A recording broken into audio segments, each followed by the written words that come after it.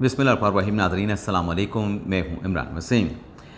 नाज़रीन, supreme court में मखसूस नशिस्तों के 12 जुलाई के फ़ैसले के ख़िलाफ़ आज आइनी बेंच ने जो समाअत की है नज़रसानी की दरख्वास्तों पर, इस अदालती कार्रवाई का अहवाल और आज की समाअत के 15 अहम नुकात प्रोग्राम में आपके साथ हम शेयर करने जा रहे हैं, जिसमें आप देखने वालों को ये बताएंगे कि जजेस के जो तलख़ और सख्त मुकालमे हुए सुन्नी इत्तेहाद कौंसिल के वकील फैसल सदीकी से, वो मुकालमे क्या थे, जजेस के सवालात क्या थे, और जो जवाब सुन्नी इत्तेहाद कौंसिल के वकील ने दिया क्या वो सेटिस्फैक्ट्री था, और आज के दलाइल में सुन्नी इत्तेहाद कौंसिल ने क्या क्या एतराफ़ात किए हैं, और फिर सुन्नी इत्तेहाद कौंसिल के वकील और तहरीक इंसाफ के वकील आपस में क्यों उलझ पड़े। साहबजादा हामिद रज़ा किन जज साहब को घूर रहे थे, और बैरिस्टर गौहर ने जब साहबजादा हामिद रज़ा अपनी सीट पे खड़े हुए तो उन्हें क्यों रोका, किस बात से रोका, यानी कमरे अदालत का माहौल क्या था, ये भी आपको बताएंगे। और फिर जस्टिस बाकिर नचवी साहब और जस्टिस मुसर्रत हिलाली साहबा, उनके बड़े अहम रिमार्क्स हैं आज की अदालती कार्रवाई में, जिसमें अक्सरियती फ़ैसले के हवाले से बड़े ही संगीन नोयत के सवालात उठाए गए हैं।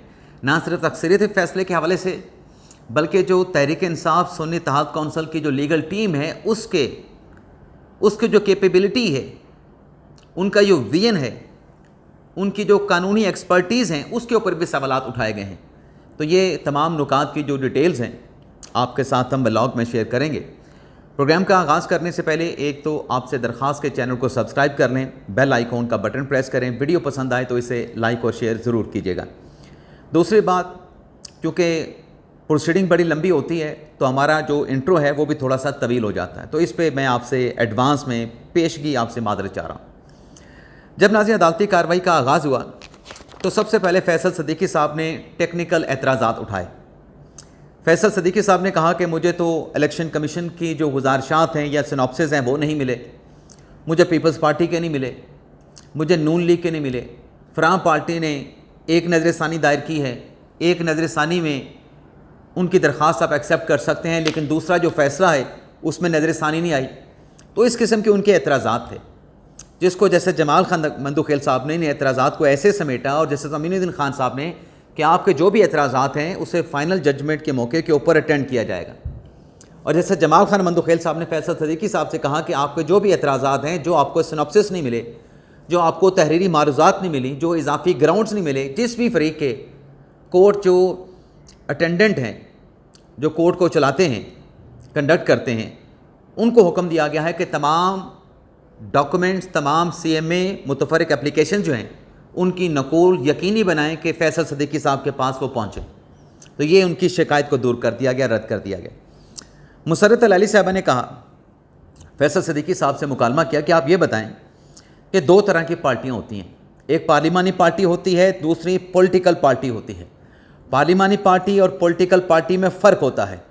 पार्लिमानी पार्टी इलेक्शन जीत के आती है, और जो पार्लिमानी पार्टी इलेक्शन जीत के आती है 3 दिन के अंदर आज़ाद अरकान ने उस जमात में शमूलियत अख्तियार करनी होती है। तो आप ये बताएं कि वोट तो बुनियादी हक नहीं है।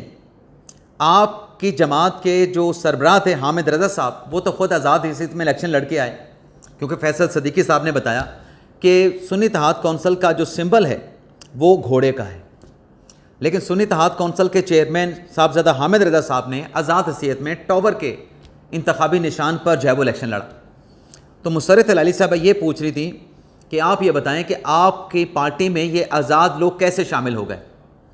और फिर फैसल सदीकी साहब ने एक नया नुक्ता जो अदालत में उठाया कि देखें जी, इस केस में जो नज़रसानी की दरख्वास्त आई है वो तो 8 जजेस के फ़ैसले पे आई है, लेकिन जो फ़ैसला है जिसमें PTI को एज ए पार्टी एडमिट किया गया है वो 11 जजेस का है, वो 8 जजेस का नहीं है।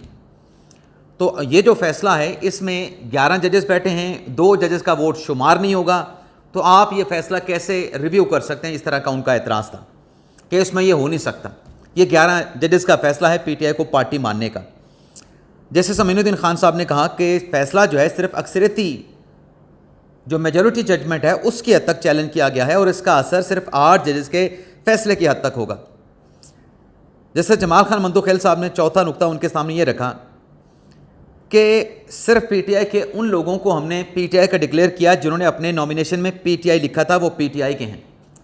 فرق یہ ہے کہ جو 8 ججز کا فیصلہ ہے اور مندوخیل صاحب نے کہا میرا مندوخیل صاحب کا فیصلہ ہے, اس میں فرق یہ ہے کہ ہم نے یہ کہا ہے کہ جو لوگ سنی اتحاد کونسل میں جا چکے ہیں 3 دن کے اندر ایفیڈیوٹ دے چکے ہیں وہ واپس نہیں آ سکتے.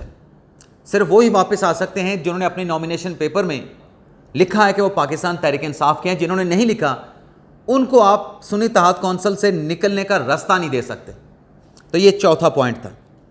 اچھا, فیصل صدیقی صاحب سے جب سوال ہوتا تھا ایسے بھی نکتے تھے کیونکہ مندوخیل صاحب نے کہا کہ آپ آرگو کرتے ہوئے سکوپ سے باہر نکل جاتے ہیں, تو ہر سوال کا جواب فیصل صدیقی صاحب کا یہ تھا کہ میں میجورٹی جو فیصلہ ہے اس سے آپ کے سوالوں کا جواب دوں گا.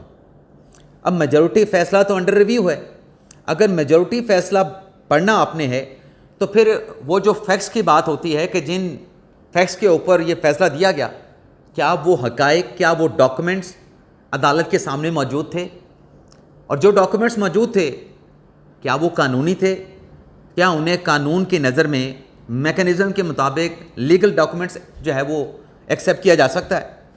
مسرت علی صاحب اپنا فیصل صدیقی صاحب نے کہا 5واں پوائنٹ کہ درخواست گزار یہ نہیں کہہ سکتے یعنی نون لیگ پیپلز پارٹی اور الیکشن کمیشن کے پی ٹی آئی فریق نہیں تھی.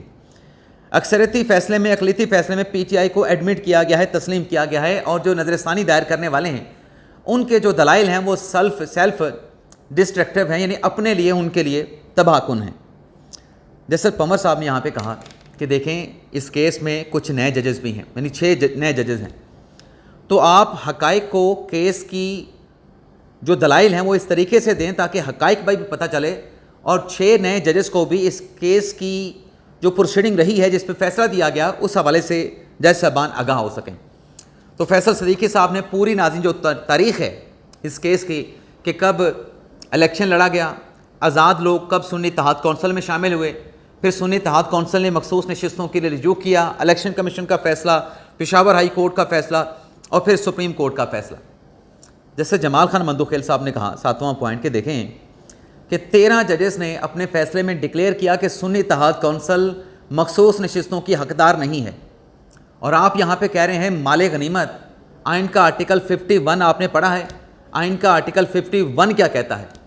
آپ کی جماعت میں تحریک انصاف میں سنی اتحاد کونسل میں بڑے بڑے وکلا ہیں, سارا ملبہ آپ الیکشن کمیشن پہ ڈال رہے ہیں, سارا ملبہ آپ پریزائڈنگ آفیسر کے اوپر ڈال رہے ہیں کہ ان کی غلطی ہے, ان کی نیگلیجنس ہے. آپ کے وکلا بڑے بڑے نام, ان کی کوئی غلطی نہیں. اگر کسی نے آپ کو آزاد ڈکلیئر کیا تھا آپ کے کینڈیڈیٹ کو, اس فیصلے کو چیلنج کس نے کرنا تھا؟ یہ جج صاحبان کہہ رہے تھے.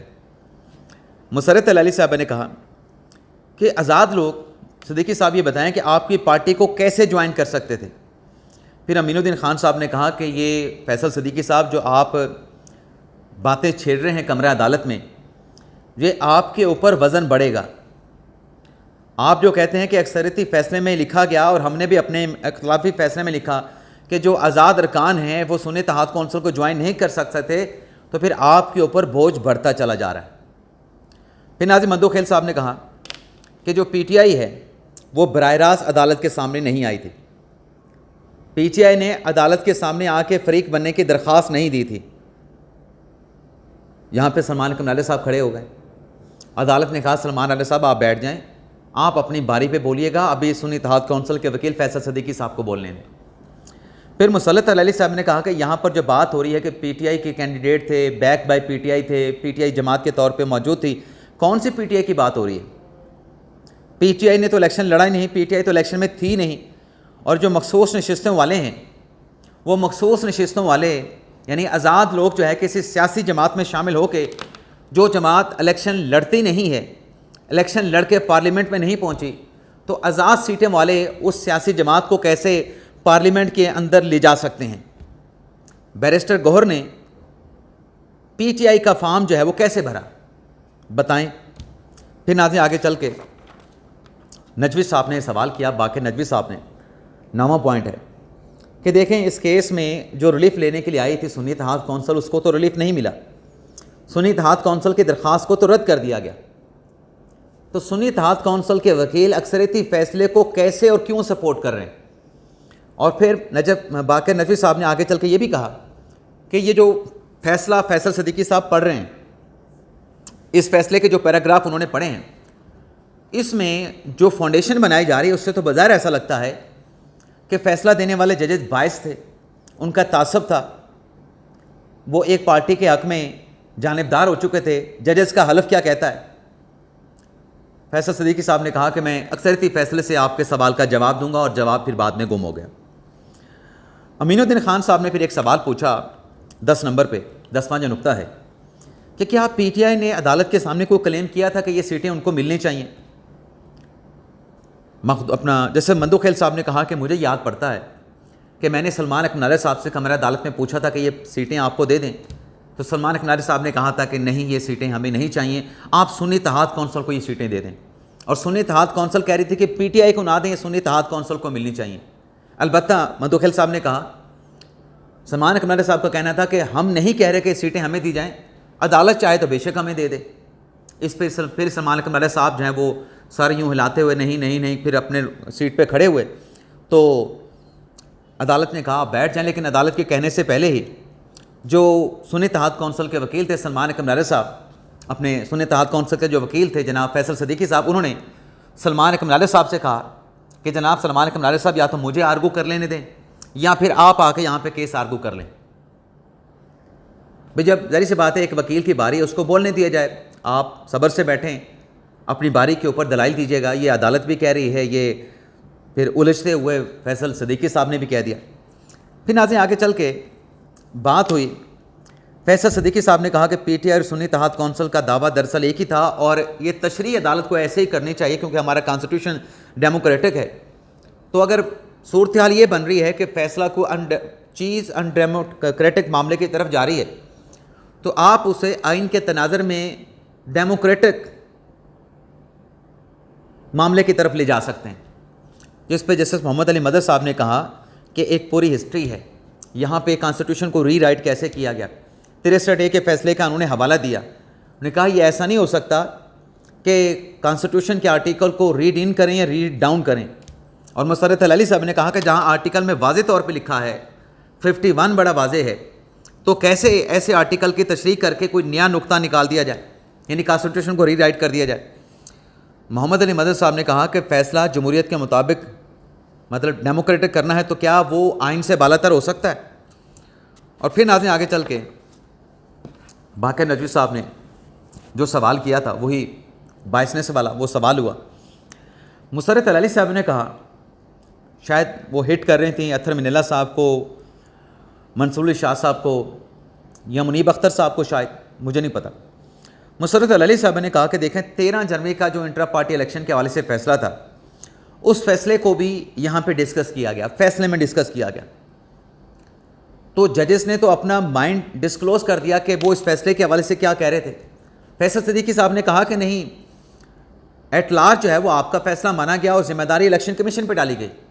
مسرت علی صاحب نے کہا کہ ججز اس فیصلے کو کس نظر سے دیکھتے ہیں، یہ فیصلہ تو اس بینچ کے سامنے تھا ہی نہیں جہاں پہ سنی اتحاد کونسل اپنی اپیل لے کے آئی تھی، یعنی وہ کہنا یہ چاہ رہی تھیں کہ اس بینچ نے 13 جنوری کے فیصلے کے اوپر اپنا مائنڈ ڈسکلوز کیا اور کیس ان کے سامنے یہ تھا بھی نہیں۔ جیسے جمال خان مندوخیل صاحب نے کہا کہ عدالت جو ہے جو فیکچوئل کنٹروورسی ہے اسی کا جائزہ لے سکتی ہے۔ کیا پی ٹی آئی کی ریکویسٹ تھی؟ پی ٹی آئی نے مخصوص نشستوں کی درخواست تو الیکشن کمیشن میں دائر کی تھی، کیا پی ٹی آئی نے مخصوص نشستیں مانگی؟ پی ٹی آئی نے مخصوص نشستیں نہیں مانگی۔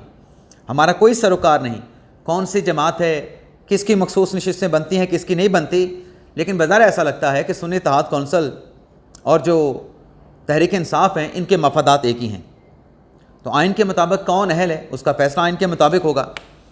امین الدین خان صاحب نے پھر یہاں پہ سوال کیا 12واں پوائنٹ کہ چلیں اس فیصلے میں جو کہ 12 جولائی کو دیا گیا، تمام ذمہ داری الیکشن کمیشن پہ، ریٹرننگ آفیسر پہ، پریزائڈنگ آفیسران پہ ڈال دی گئی، لیکن یہ جو 80 لوگ جیت کے آئے تھے یہ اتنے معصوم تھے کہ انہوں نے اپنی پارٹی کو چھوڑ کے یعنی پی ٹی آئی کو چھوڑ کے سنی اتحاد کونسل کو جوائن کر لیا، جبکہ انہیں معلوم تھا یا سنی اتحاد کونسل کو معلوم تھا، آپ ایڈمٹ بھی کر رہے ہیں کہ یہ سیٹیں آپ کو نہیں مل سکتی تھیں، تو انہوں نے کیوں جوائن کیا؟ کیا یہ اتنے معصوم تھے؟ سارا ملبہ تو آپ نے الیکشن سٹاف پہ عملے پہ گرا دیا اور آپ اپنی غلطی خود بھی ایڈمٹ کرتے ہیں. اور پھر اس پہ فیصل صدیقی صاحب نے کہا کہ میں یہ نہیں کہہ رہا کہ ہماری طرف سے غلطی نہیں ہوئی تھی.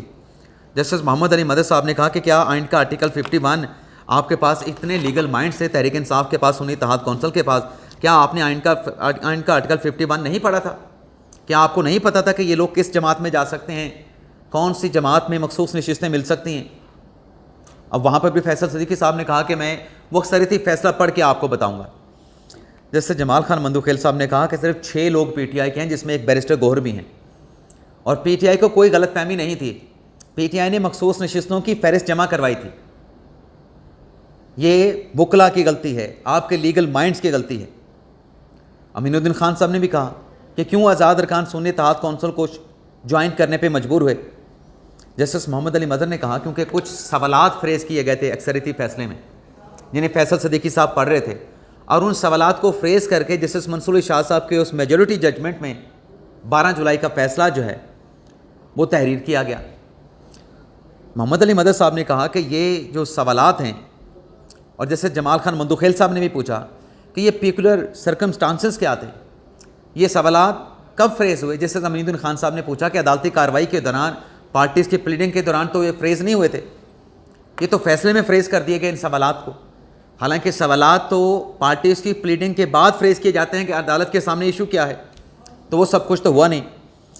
پھر ناظرین جسٹس مسرت ہلالی صاحب نے کہا آخری 15واں پوائنٹ کہ آپ کے پارٹی کے سربراہ صاحبزادہ حامد رضا نے جب آزاد حیثیت میں الیکشن لڑا، ان کو پتہ تھا کہ مخصوص نشستیں نہیں مل سکتی، وہ خود بھی آزاد حیثیت میں الیکشن لڑ کے جیت کے آئے تھے، تو ان لوگوں کو اپنی پارٹی میں کیوں جو ہے وہ انہوں نے شامل کر لیا جب مخصوص نشستیں آپ کو نہیں مل سکتی تھیں. اس پہ ناظرین حامد رضا صاحب پھر کھڑے ہو گئے اور جج صاحبہ کو دیکھنے لگ گئے کہ جج صاحبہ جو ہیں وہ بار بار میرا ذکر کیوں کرتی ہیں، حامد رضا کا نام کیوں لیتی ہیں، سنی اتحاد کونسل کے اوپر سوال کیوں اٹھاتی ہیں. وہ گور صاحب بیٹھے تھے ادھر، گور صاحب نے ترلا کیا اشارے سے، یار بیٹھ جاؤ اپنی سیٹ پہ، مت کرو فیصل صدیقی کو آرگو کرنے. تو یہ ناظرین آج کی عدالتی کارروائی. لیکن اس میں جو کامیابی سنی اتحاد کونسل تحریک انصاف کو اب تک ملی ہے وہ یہ ہے کہ اب کیس کی کارروائی عید قربان کے بعد تک جاری ہے. یہ کیس آج کنکلوڈ نہیں، اور جو مقصد تھا کہ پہلے عید قربان کے بعد تک اس کیس کو ملتوی کیا جائے اور پھر کوشش کر کے سمر ویکیشن کے بعد تک اس کیس کو لے جایا جائے. تو کسی حد تک تو تحریک انصاف اور سنی اتحاد کونسل کے وکلاء کامیاب ہوئے ہیں. کچھ پوائنٹ رہتے ہیں، اگلے ولاگ میں وہ پوائنٹس بھی آپ کے ساتھ شیئر کریں گے. فی الحال اجازت چاہتے ہیں، اللہ حافظ.